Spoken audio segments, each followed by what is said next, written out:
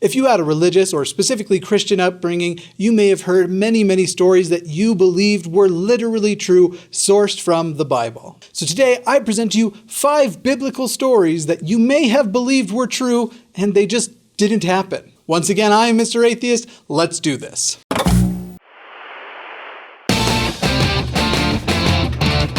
For nearly daily atheist content, hit that subscribe button, click the bell, and turn on notifications. Let's get started. Number 5, Noah's flood. Now, this one is complicated because a lot of different people have different versions of this story. In modern day Christianity, via apologetics, have sort of changed the narrative with many people believing there was some local flood. But growing up, I was taught that there was a literal global flood that covered every inch of the earth, and that this served as something of a baptism for the earth. And I got this education not just from church, but actually the school I attended too. We sang songs about Noah and the flood and bringing in the animals 2 by 2. And that little detail is one of the good reasons we know this didn't actually happen. The Bible details the dimensions of the ark, and no ark of that size would possibly be able to carry 2 of every animal. Or more specifically, 7 of every clean animal and 2 of every unclean animal. Besides that, through modern genetics, DNA, and all of the things we have learned about the development of animal life, we also know that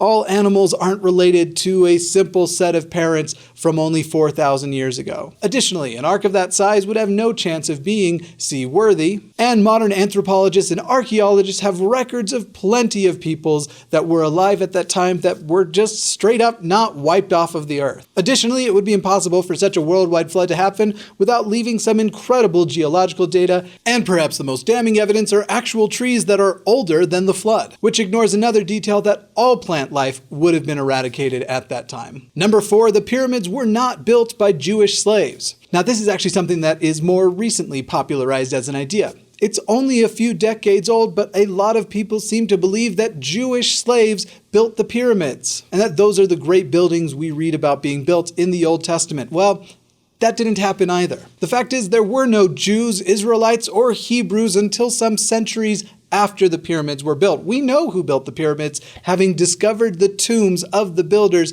not long ago. And yes, it was aliens. No, I'm kidding. That's not true either. I'm not saying it was aliens because it wasn't. What the motivations for popularizing this as the narrative, it's hard to say, but this is actually kind of a racist take on things. Tried to depict ancient Egyptians as these sort of cruel slave masters who were bloodthirsty and evil. So that's number 4. The Jews didn't build the pyramids. Those aren't the buildings that are being talked about in the Old Testament. Which brings us to number 3, the story of the Jewish slaves and Moses and them building these great buildings in Egypt.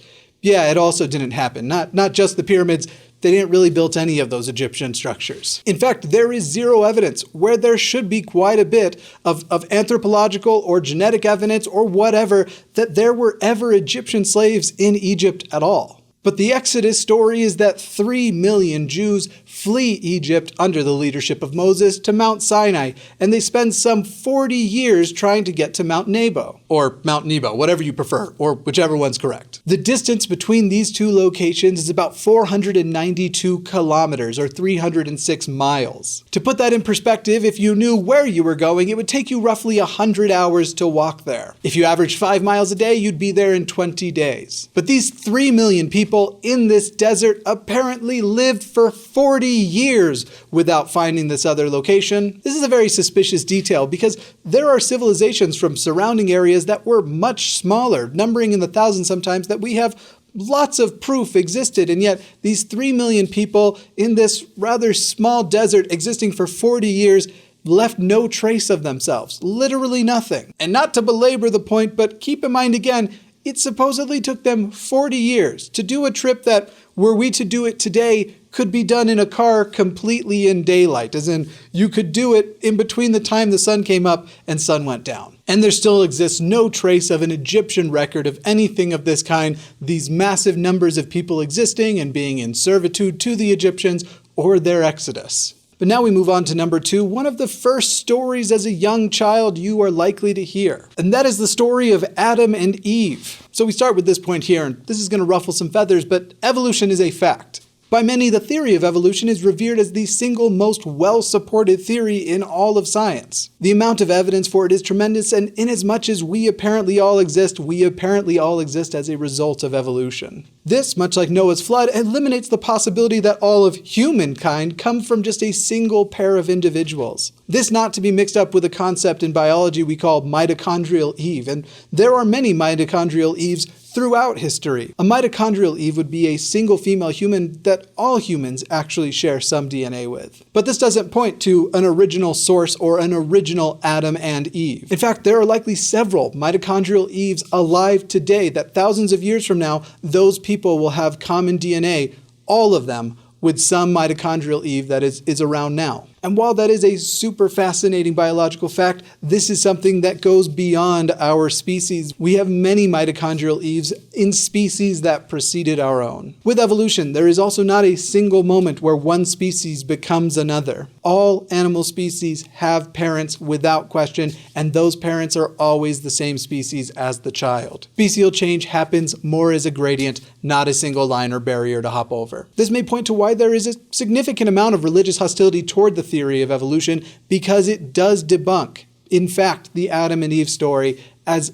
really impossible. Finally, number one, and the one that will be the most controversial, and I'm sure met with the most comments that don't agree, the number one biblical event that didn't happen: the resurrection of Jesus Christ. Now, believe it or not, this is not a video advocating for the mythicist position, that idea that no Jesus ever existed. However, if that Jesus did exist, certainly the miracles, and specifically the resurrection with which he is credited, did not appear to actually happen. There are, first of all, no first-hand accounts of the resurrection of Jesus. Literally no one who supposedly witnessed wrote it down themselves. The original witness stories were penned nearly a century after the alleged event. This is a separation of multiple generations at that point. And beyond that, there are other events that allegedly occurred at the exact same time as the resurrection of Jesus, one of which being that many people also were risen from the dead and went into Jerusalem and were met by their family and their friends, and not one of these individuals wrote about it or spoke about it. At the end of the day, the reason why we know this didn't actually happen is such a tremendous and incredible event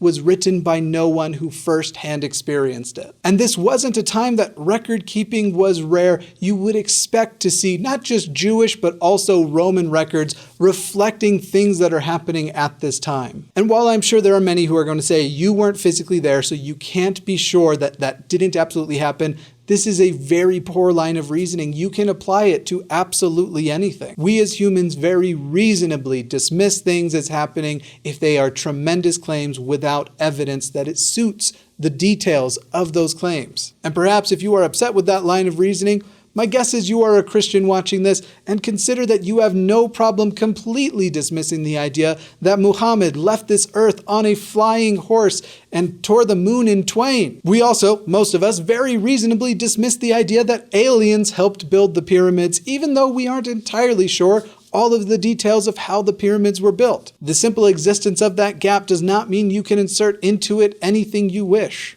Phrasing. We dismiss many things such as the miracles of other gods and fairies that are things that are recorded as history by civilizations that believed in them, simply on the basis that those tremendous claims need to actually be demonstrated. And similarly, we can dismiss the claim that Jesus was resurrected. You see, that would be an incredible, unnatural or supernatural event, whichever you wish, and therefore it would be very reasonable, dare I say logical, to dismiss that claim until it has been demonstrated that there is a good reason to believe in it besides the accounts of people that came a century after the alleged event. So there you have it. Those are 5 major biblical events that many of us were taught were true, were absolute fact and literal history of our world.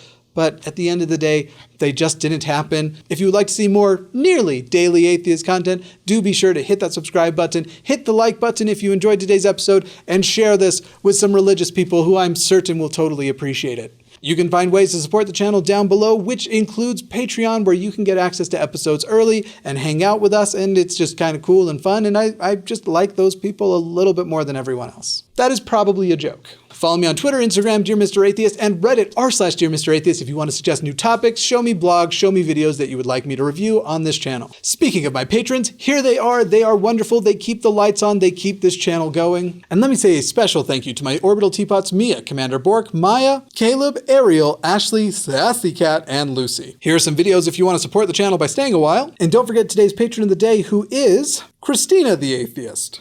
With love, I've been Jimmy Snow. Mr. Atheist was not my father.